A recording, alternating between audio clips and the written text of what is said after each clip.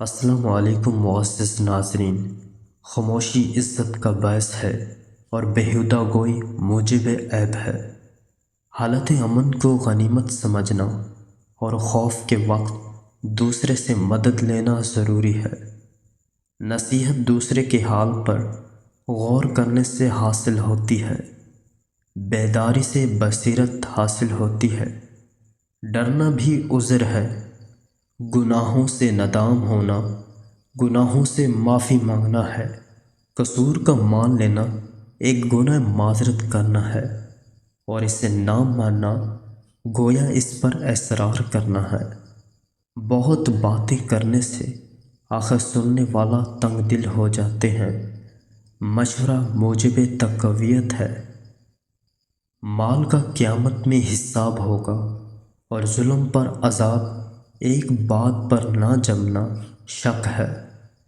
علم حیاتی اور ایمان نجات کا ذریعہ ہے۔ توبہ گناہوں کو مٹانے والی اور نا امیدی بات تسلی خاطر ہے۔ اروی جسم کو طاقتور بناتی ہے۔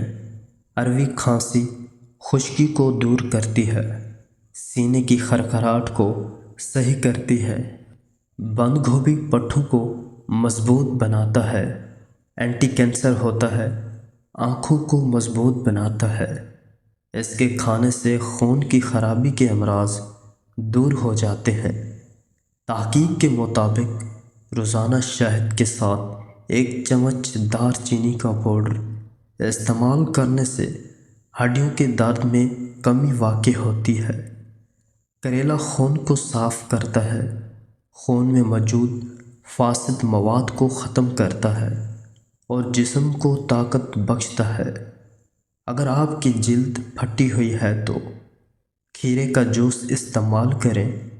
ذہنی دباؤ کے حل کے لیے سنترا، خوبانی، پالک اور شکرقند کا استعمال کریں۔ ادرک کے پیٹ کے درد اور جسمانی کمزوری میں فائدہ مند ہے۔ ادرک گلے کی سوزش اور نزلہ زکام کا بہترین علاج ہے۔ ادرک دل کے امراض اور ذیابیطس کے مریضوں کے لیے مفید ہے۔ رات کو پانی میں املی ڈال کر بھگو دیں اور پھر صبح اس پانی سے اپنے بال دھو لیں۔ بال دھونے کا عمل کم از کم ایک ہفتہ ضرور کریں۔ اس کے ساتھ ناریل یا بادام کے تیل سے سر کی مالش بھی کرتے رہیں۔ اس عمل سے سر کے بال لمبے ہوں گے۔